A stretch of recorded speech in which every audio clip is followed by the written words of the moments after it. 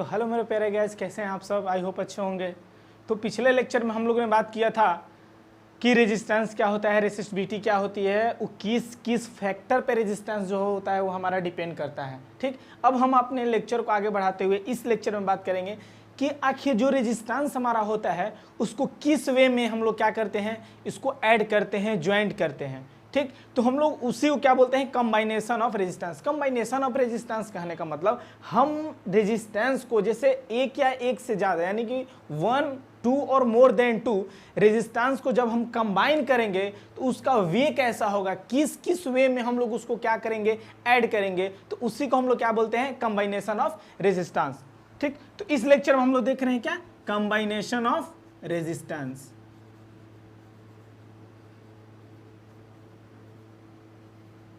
कंबाइनेशन of resistance.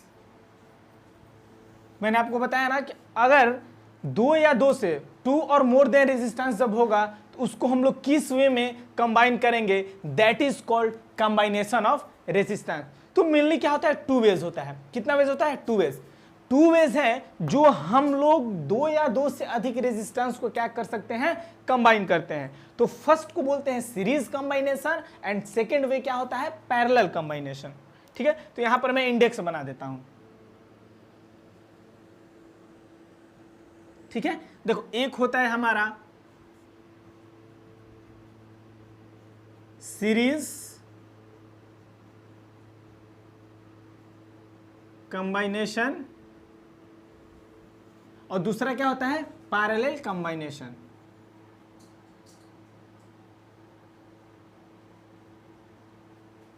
Parallel कंबाइनेशन।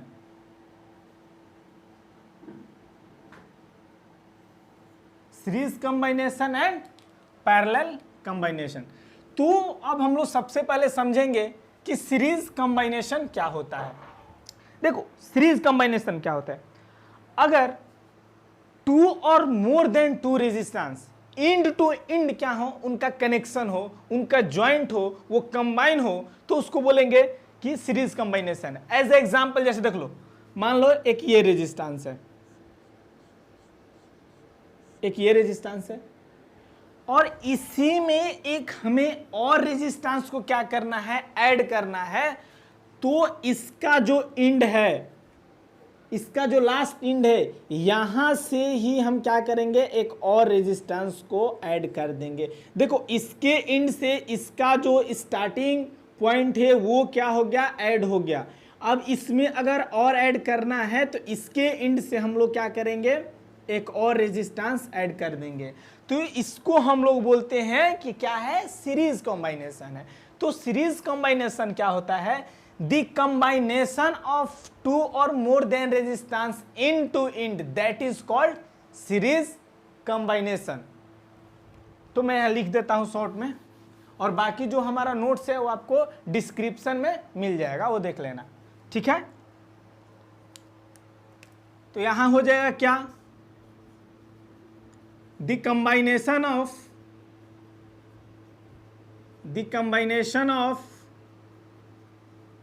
2 or more than 2 resistance end to end, that is called series कंबाइनेशन। Series कंबाइनेशन, देखो इन दोनों में मैं पहले सीरीज की बात कर रहा हूं। अब सीरीज कंबाइनेशन में एक मजे की बात यह है कि इसको हम लोग डायग्राम के थ्रू देखते हैं। देखो इसका जब हम लोग डायग्राम बनाएंगे, सर्किट डायग्राम कुछ ऐसा होगा। देखो ये हमारा क्या हो गया, सेल हो गया जी, ये सेल हो गया।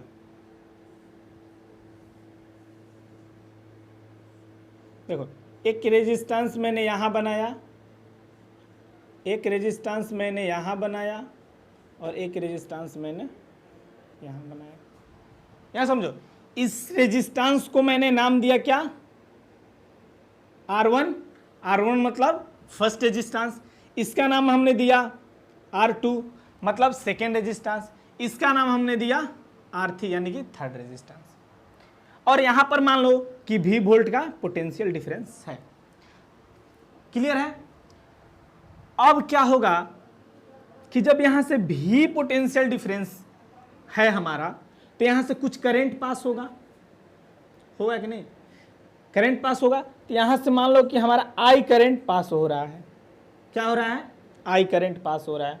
देखो ये रास्ता ऐसे ही जाएगा, ऐसे गया, ऐसे गया, यहां भी I गया, यहां भी I गया, इसमें भी I गया, यहां से भी I करंट पास हो रहा है, यहां से भी I करंट पास हो रहा है, यहां भी I करंट, फिर यहां भी I करंट, फिर ऐसे चलता जा रहा है।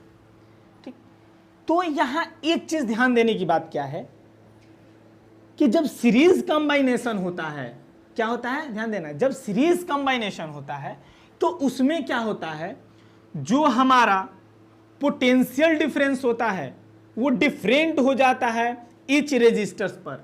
नहीं समझ में आया?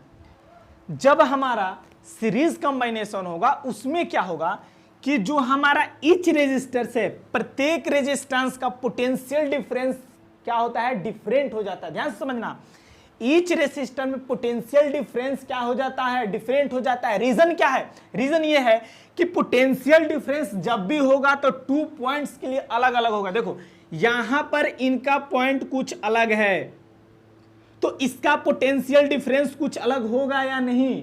होगा ना।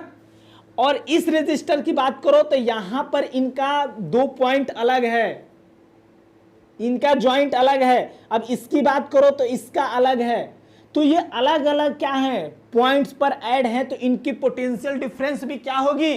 डिफरेंट होगी। लेकिन करंट नहीं डिफरेंट होगा। करंट क्यों नहीं डिफरेंट होगा? कि जब यहां से करंट I क्रॉस करेगा तो ईच रेजिस्टर से करंट I ही पास करेगा।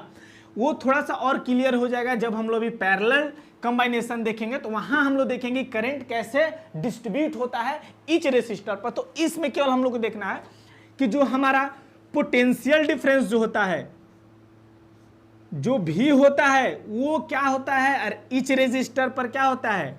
डिफरेंट। और जो हमारा करंट I होता है वो क्या होता है? सेम। याद रखना है कि जब भी हम कंबाइनेशन रेजिस्टेंस जब भी हम सीरीज रेजिस्टेंस की बात करेंगे, सीरीज कंबाइनेशन की बात करेंगे, तो वहां पर हमें 2 चीज याद रखनी होगी, रिमेंबर रखनी होगी।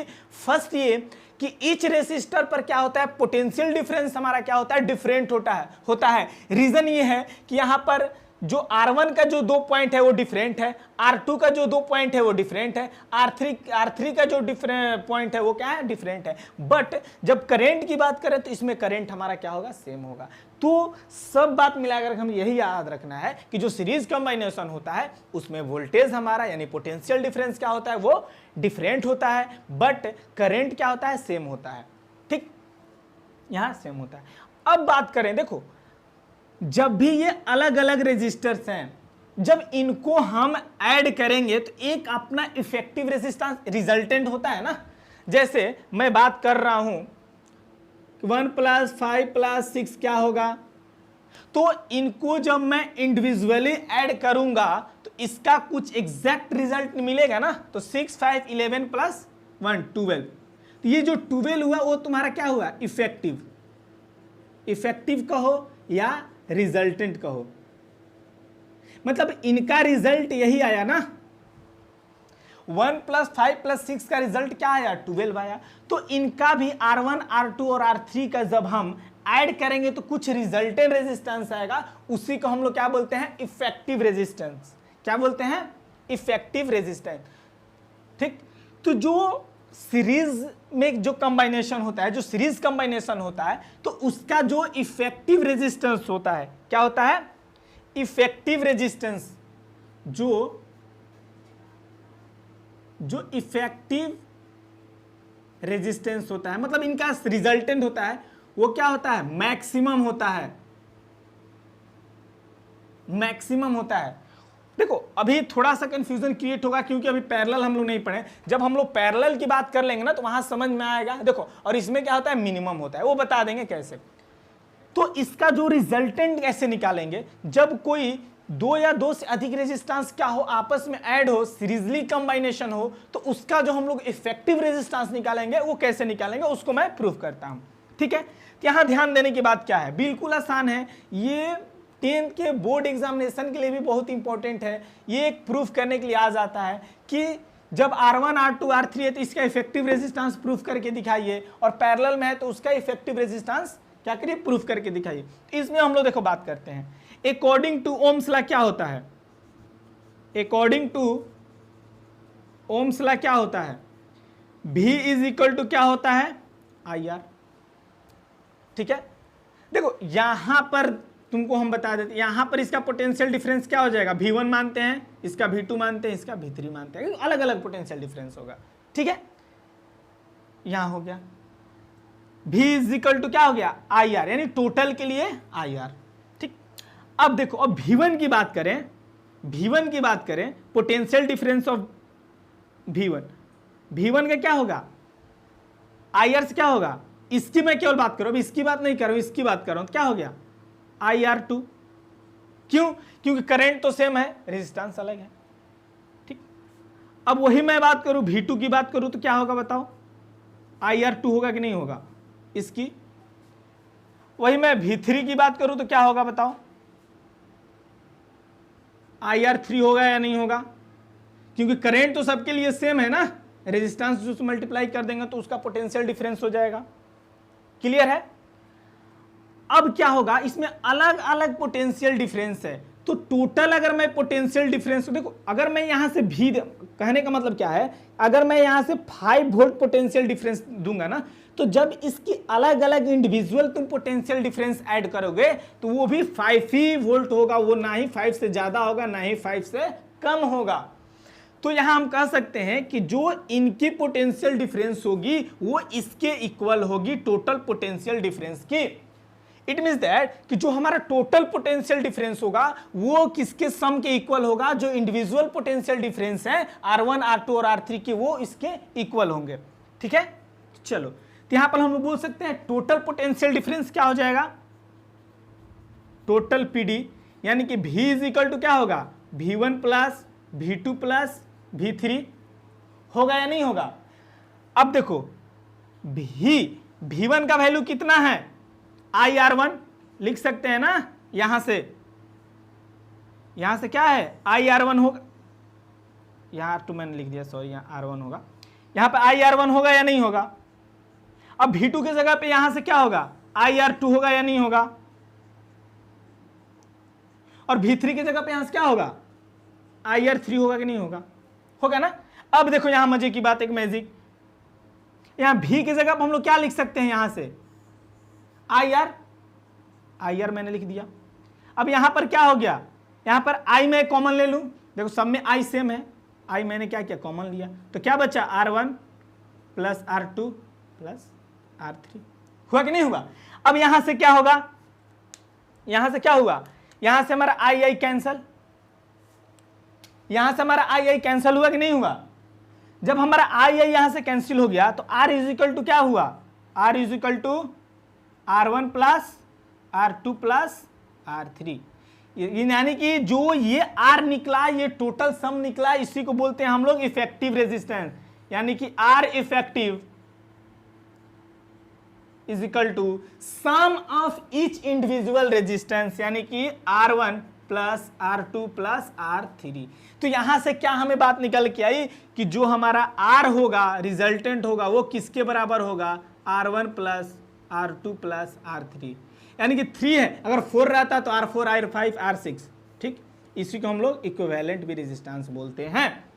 ठीक है, तो अगर किसी सीरीज कंबाइनेशन दिया गया है रेजिस्टर का, तो उसका अगर हम लोग इफेक्टिव या रिजल्टेंट रेजिस्टेंस निकालेंगे, वो क्या होगा, sum of individual of each resistor, मतलब जितने रेजिस्टेंस दिए हो गए हैं उनके सम क्या करो, ऐड कर दो, यानी सम कर दो, तो वो तुम्हारा जो होगा उस पूरे सर्किट का तुम्हारा इफेक्टिव रेजिस्टेंस निकल जाएगा। ठीक, तो सीरीज कंबाइनेशन में एक चीज फाइनल हो गया कि जो हमारा पोटेंशियल डिफरेंस होगा वो ईच रेसिस्टर पर क्या होगा, डिफरेंट होगा, लेकिन जो करंट होगा वो क्या होगा, सेम होगा। अब हम लोग बात करते हैं पैरेलल कंबाइनेशन में। ठीक है, पैरेलल कॉम्बिनेशन में। तो पैरेलल कॉम्बिनेशन में क्या होता है, इसका जो इफेक्टिव रेजिस्टेंस होता है, इफेक्टिव रेजिस्टेंस होता है वो क्या होता है, मिनिमम होता है, मिनिमम होता है। अभी हम बताते हैं क्या होता है, ठीक। तो इस कॉम्बिनेशन को पैरेलल कॉम्बिनेशन किसके कहते हैं, जब पैरेलल कॉम्बिनेशन उसको कहते हैं जब टू और मोर देन टू रेजिस्टेंस क्या हो, अपने से सेम ही पॉइंट से क्या हो, ऐड हो। कहने का मतलब देखो, अगर मैं एक ये रेजिस्टेंस मैंने लिया, ये मैंने लिया, मान लो R1 मैंने लिया, अब हमको एक R2 ऐड करना है ना, यहां से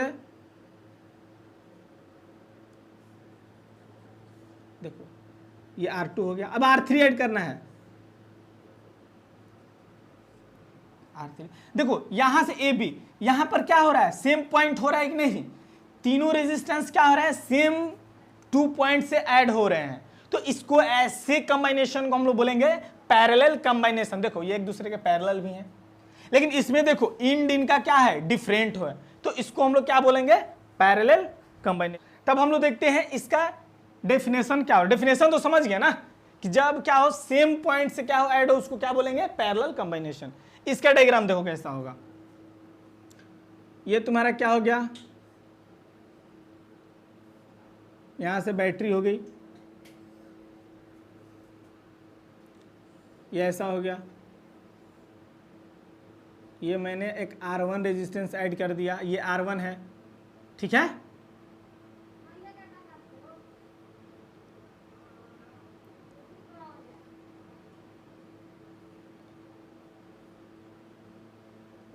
ये R1 हो गया, ये R2 हो गया, ये R3 हो गया। अब यहां ध्यान दो, इसमें क्या होता है, मान लो ये V है, ठीक। अब इसमें क्या होगा, करंट देखो पॉजिटिव टू नेगेटिव जाएगा। यहां पर अगर I करंट मैं दे रहा हूं, ध्यान देना, बिल्कुल समझने की बात है, I करंट यहां तक तो है, लेकिन याद रखो कि यहां से जो करंट जाएगा वो 3 वे में डिवाइड हो रहा है। देखो एक करंट इधर जाएगा, एक करंट इधर जाएगा, एक सीधा जाएगा, जाएगा कि नहीं जाएगा। यहां देखो जो I करंट आ रहा है, तो इस पॉइंट पर जैसे वो पहुंचेगा वो 3 वे में डिवाइड हो जाएगा, उसके 3 पाथ हो जाएंगे। तो मान लो इसमें जो आया उसको मैंने नाम दे दिया I1, और इधर जो गया वो I2, इसके पास करंट पहुंचा, इसके पास I3 गया। अब यही करंट ऐसे आ करके क्या बनेगा, देखो अभी यहां भी I3 ही जा रहा है, इसमें I2 जा रहा है, इसमें क्या हो रहा है, I1 जा रहा है। अब यही जा करके फिर यहाँ क्या बन गया, I बन गया, यानी I1 + I2 3, यहाँ भी I हो गया, यहाँ भी I हो गया। नहीं समझ में आया। देखो यहां जो हमारा पैरेलल कॉम्बिनेशन में क्या होगा, करंट क्या हो गया, डिवाइड हो गया, इच रेजिस्टर्स के पास अलग अलग करंट पड़ गए। R1 के पास I1 करंट चला गया, R2 के पास I2 चला गया, R3 के पास I3 चला गया। लेकिन देखो दोनों के लिए ज्वाइंट का पॉइंट क्या है, सेम है। R1 भी यहीं से यहां लास्ट किया, R2 भी यहीं से स्टार्ट हुआ, यहां लास्ट, R3 भी। तो यहां कह सकते हैं पॉइंट सेम है, यानी कि पोटेंशियल डिफरेंस क्या होगा, पैरेलल में हमारा सेम होगा। पोटेंशियल डिफरेंस हमारा क्या होगा, सेम होगा। But in the sense of बात करें हम करंट की, तो पैरेलल कॉम्बिनेशन में करंट क्या हो जाएगा, वो डिफरेंट हो जाएगा। क्यों हो जाएगा, क्योंकि देखो यहां से करंट क्या हो रहा है, डिवाइड हो रहा है, तो हमारा करंट क्या हो जाएगा, डिफरेंट हो जाएगा। तो we can say that the current of each resistor will be different but potential difference will be same. तो पैरेलल कॉम्बिनेशन में क्या होगा, जो हमारा वोल्टेज होगा यानी कि पोटेंशियल डिफरेंट होगा, वो क्या होगा, सेम होगा, बट करंट जो होगा वो क्या होगा, डिफरेंट होगा। ये याद रखना है। लेकिन सीरीज में क्या होता था, पोटेंशियल डिफरेंस हमारा क्या होता था, डिफरेंट होता था, क्योंकि इनकी ज्वाइंट अलग अलग थे। उसमें करंट क्या होता, देखो एक ही वे था जाने का, सेम होता था। इतना समझ में आया। तो अब देखो मैंने बताया ना कि मैक्सिमम और मिनिमम में क्या होता है, जब ऐसा कॉम्बिनेशन रहेगा, जब इसको ऐड करोगे तो इसका R1 R2 R3 का जो ऐड वैल्यू मिलेगा इससे क्या होगा, ज्यादा होगा। तो इसीलिए इसका जो रिजल्टेंट होता है मैक्सिमम होता है, इसका मिनिमम होता है। जब हम लोग कुछ न्यूमेरिकल सॉल्व करेंगे तो वहां देखेंगे कैसे होता है। इस लेक्चर में नहीं बताऊंगा, मैं जब न्यूमेरिकल सॉल्व करूंगा इस इलेक्ट्रिसिटी चैप्टर का, तो उसमें हम लोग इस पर डिस्कस करेंगे। ठीक, अब हम लोग बात करते हैं कि भाई इसका इफेक्टिव रेजिस्टेंस कैसे निकलेगा, इसको कैसे ऐड करेंगे, क्या इसको भी R1 R2 R3 ऐड करेंगे इसके जैसा, नहीं, बिल्कुल ऐसी बात नहीं है। जब इसको ऐड ही कर देंगे तो बात मजे की नहीं रही। तो इसको करने का वे कुछ अलग है। चलिए हम लोग देखते हैं। अब देखो यहां भी क्या है, अकॉर्डिंग टू ओम्स लॉ बात करो, according to Ohm's law proof बहुत आसान है। ओम्स लॉ क्या होता है, V is equal to I R, तो I इज इक्वल टू क्या होगा, V ओपन R होगा या नहीं होगा, यहां से होगा ना। चलो अब बात करते हैं कि टोटल जो हमारा करंट है वो क्या होगा, I किसके इक्वल होगा, जो टोटल I है। कहने का मतलब अगर 5 एम्पियर करंट पास हो रहा है ना, तो I1 I2 I3 को 5 में ही डिवाइड होकर के मिलेंगे और टोटल फिर हमारा 5 ही होगा। ऐसा नहीं 5 एम्पियर करंट जा रहा है तो इधर 6 चला गया, यहाँ 7 यहाँ 9, नहीं, वो तीनों को जब ऐड करोगे तो 5 ही आएगा। तो I इज इक्वल टू क्या होगा हमारा, I1 प्लस I2, या ऐसे कहो, ऐसे कहो I1 क्या होगा, यहां से I1 की वैल्यू क्या हो जाएगी, V अपन R1 होगा कि नहीं होगा। जब R1 रेजिस्टेंस के पास जाएगा करंट वो I1 होगा। I2 की वैल्यू क्या होगी, V अपन R2। I3 की वैल्यू क्या होगी, V अपन R3। तो हमारा टोटल I कितना हो जाएगा, I कितना हो जाएगा, I1 plus I2 plus I3 होगा कि नहीं होगा। अब I इज इक्वल टू क्या हो गया, यहाँ पर I इज इक्वल टू क्या होगा बताओ, V अपन R लिख सकते हैं ना। अब I1 की वैल्यू क्या हो जाएगी, लिख सकते हैं यहाँ से ना, V अपन R1, इसका क्या होगा V अपन R2, इसका क्या होगा V अपन R3। तो यहाँ क्या हो गया V अपन R। अब यहाँ से V मैंने देखो यहाँ कॉमन ले लिया, I1 plus R1, 1 plus R2, 1 plus R3। अब यहाँ पर देखो V हमारा कैंसल हो गया, तो 1 upon R is equal to क्या होगा, 1 upon R1 plus 1 upon R2 plus 1 upon R3। ये हमारा इफेक्टिव रेजिस्टेंस होता है। यानी कि पैरेलल कॉम्बिनेशन में जब भी हम ईच रेसिस्टर्स की सम निकालेंगे वो क्या फॉर्मूला होगा, वो फॉर्मूला होगा 1 अपॉन R EF यानी कि effective is equal to 1 plus R1 plus 1 plus R2 plus 1 by R3। ठीक है, ये हमारा क्या हो गया, पैरेलल कॉम्बिनेशन का इफेक्टिव। R4 रहेगा तो R4 डालते जाओ, R5 डालते जाओ। तो एक चीज यहां समझ में आ गई कि जो हमारा सीरीज कॉम्बिनेशन होता है उसमें क्या होता है, पोटेंशियल डिफरेंस हमारा डिफरेंट होता है, करंट सेम होता है, और उसका इक्विवेलेंट रेजिस्टेंस या इफेक्टिव रेजिस्टेंस फॉर्मूले होता है R1 plus R2 plus R3 dot dot dot Rn, मतलब जितना रेजिस्टेंस है उसको ऐड करते जाओ। अब इसमें क्या होगा कि जो इफेक्टिव रेजिस्टेंस है सबका क्या होगा, रेसिप्रोकल ऐड होता जाएगा 1। अब देखो एक बात ये है कि सीरीज कॉम्बिनेशन के कुछ डिसएडवांटेज हैं, कुछ क्या है कमी है जो हमें अच्छी नहीं लगती है। ठीक है, तो सीरीज कॉम्बिनेशन में देखो क्या चीज होता है, सीरीज कॉम्बिनेशन का सबसे बड़ा डिमेरिट ये है, डिसएडवांटेज ये है कि अगर हमारा कनेक्शन कहीं से, अब यहां समझो अगर मान लो मेरा वायर यहां से कट हो गया, यहां से हमारा वायर कट हो गया, ये हमारा वायर कट हो गया जी, ये वायर यहां से कट हो गया, तो अब करंट क्या होगा R1, मान लो कि करंट यहां से कट हो गया तो क्या R1 के पास अब करंट जा पाएगा, क्या डिस्कनेक्ट हो गया, यहीं से कहानी से खल्लास, तो यहां तक पहुंच ही नहीं पाएगा। अब पूरा का पूरा सिस्टम ही हमारा वर्क करना बंद, समझ रहे हो ना, यहां तो पूरा का पूरा हमारा सिस्टम ही वर्क करना बंद हो गया।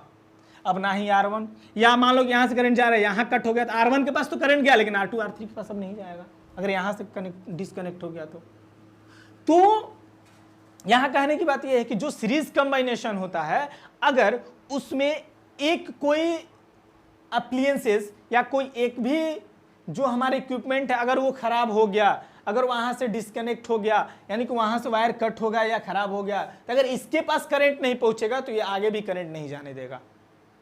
समझ में रहा हो ना, तो इसकी डिसएडवांटेज है। तो इसीलिए जो हमारा घर में जो वायरिंग होता है, जो हमारे घर में जो इलेक्ट्रिक एप्लीकेशंस ऐड होते हैं वो पैरेलल कॉम्बिनेशन में होते हैं। पैरेलल कॉम्बिनेशन इसलिए होते हैं कि मानो यहां से करंट जा रहा है, अगर ये हमारा खराब है, ये हमारा खराब है तो कोई बात नहीं, करंट केवल ये ही नहीं जाएगी ना, बाकी तो इसका ये और ये चलेगा ही, ये तो काम करेगा ही। करंट यहाँ से यहाँ जाए, करंट यहाँ से यहाँ जाएगा, केवल इसी में R1 में R3 में नहीं है तो नहीं है, R3 में करंट नहीं जाएगा, इसमें जाएगा। समझ रहे हो ना, तो इसलिए जो घर में देखोगे, जो दीपावली के टाइम में जो बल्ब लगे होते हैं कलरफुल, देखोगे कोई जलता है कोई नहीं ग्लो करता है, तो वो पैरेलल कॉम्बिनेशन में होते हैं। अगर सीरीज कॉम्बिनेशन में होते तो एक नहीं ग्लो करता तो दूसरा भी नहीं ग्लो करता, ठीक है। और एक बात क्या है कि अगर मान लो कि सीरीज कॉम्बिनेशन अगर होता, अगर मान लो कि यहाँ पर हमको करंट चाहिए थी कम चाहिए, लेकिन यहाँ पर करंट तो सेम जा रहा है, करंट सेम जा रहा है ना। अब मान लो यहाँ पर हमको कम करंट चाहिए तो नहीं हो पाएगा ना, क्योंकि सब में इक्वल करंट जाता है। तो इससे हमें घर में पैरेलल कॉम्बिनेशन होता है। क्यों? क्योंकि फ्रीज के लिए अलग करंट चाहिए, बल्ब को अलग करंट चाहिए। अब मान लो कि रूम हीटर है, उसको जितना करंट चाहिए, क्या तुमको एक CFL बल्ब को जलाने को उतना ही करंट चाहिए क्या? नहीं ना।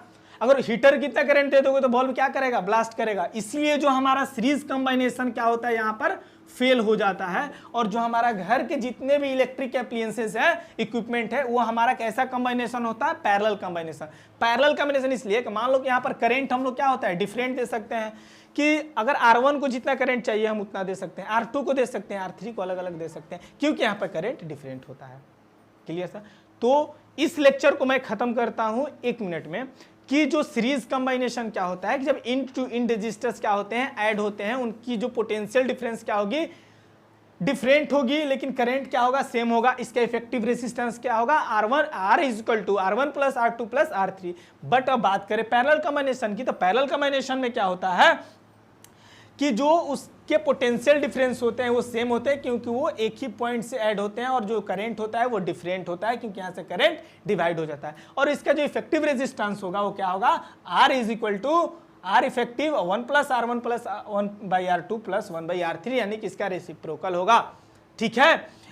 तो जो सीरीज कॉम्बिनेशन होता है उसका जो इफेक्टिव रेजिस्टेंस होगा वो क्या होगा? मैक्सिमम होगा as compare to parallel combination. तो पैरेलल कॉम्बिनेशन में क्या होता है? मिनिमम होता है इफेक्टिव रेजिस्टेंस, बट हम जब बात करते हैं सीरीज कॉम्बिनेशन की तो इसमें क्या होगा? मैक्सिमम होगा। ये कॉम्पिटिटिव एग्जाम में भी पूछा जाता है कि बताइए कोई रेजिस्टर्स 10 रेजिस्टर्स का नाम बता रख दिया, 5 ओम 6 ओम 10 ओम 9 ओम वाट एवर जो भी है, अब बोलेगा कि सीरीज कॉम्बिनेशन में ज्यादा होगा या ये पैरेलल कॉम्बिनेशन, तुम अब ऐड करोगे। ऐड नहीं करना है, बस सीधे माइंड में रखना है कि जो सीरीज कॉम्बिनेशन होता है उसका जो इफेक्टिव रेजिस्टेंस क्या होता है? वो ज्यादा होता है as compare to parallel combination. फिर हमने बात की डिसएडवांटेज ऑफ ये सीरीज कॉम्बिनेशन की, इसलिए क्योंकि अगर इसमें 1 कोई खराब हो गया तो यहां करंट नहीं जाएगा, तो फिर अगले वाले जो नेक्स्ट जो हमारे क्या है एप्लियंसेस है वहां भी करंट नहीं पहुंच पाएगा। लेकिन इसमें ऐसा नहीं होता है। अगर एक खराब हो गया तो 2 रास्ते हैं, चल सकते हैं। मान लो कहीं जाना है तुमको, एक ही रास्ता है और वो रास्ता ब्लॉक हो गया तो तुम अपने डेस्टिनेशन तक नहीं पहुंच पाओगे। बट वहीं से अगर 2 वेज निकला हुआ है तुम्हारे डेस्टिनेशन के पास जाने के लिए, तो अगर 1 वे क्या है, कहीं बैरियर क्रिएट है, तो तुम 2 वे से क्या कर सकते हो? अपने डेस्टिनेशन की ओर पहुंच सकते हो। तो यहां पर क्या होता है कि जो एक कोई रेजिस्टर या जो इक्विपमेंट खराब हो गया तो 2 में करंट जा सकता है। और हमने बात बताई कि इसमें क्या होता है, अगर सीरीज कॉम्बिनेशन हम लोग कर देते हैं तो इसमें होता है कि अगर किसी रेजिस्टर्स के पास या इलेक्ट्रिक एप्लायंसेस के पास हमें जितना करंट की जरूरत है उतना नहीं दे पाएंगे। क्यों? क्योंकि इसमें सीरीज कॉम्बिनेशन में करंट क्या हो जाता है? सेम हो जाता है। लेकिन पैरेलल कॉम्बिनेशन में ऐसा संभव है जी, अगर आपको जितना करंट चाहिए उसके अकॉर्डिंग आप करंट दे सकते हैं। ये डिसएडवांटेज है सीरीज का। और एक बात और याद रखना है कि जो हमारे घर में जो कॉम्बिनेशन जो वायरिंग होती है वो होती है पैरेलल कॉम्बिनेशन, ड्यू टू हम बताएं कि जो करंट की बात है या जितना करंट चाहिए उसके अकॉर्डिंग हम लोग कम या ज्यादा कर सकते हैं। तो आज के लेक्चर में बस इतना ही, फिर हम लोग अगले लेक्चर में मिलेंगे कुछ नए टॉपिक्स के साथ। Thank you so much.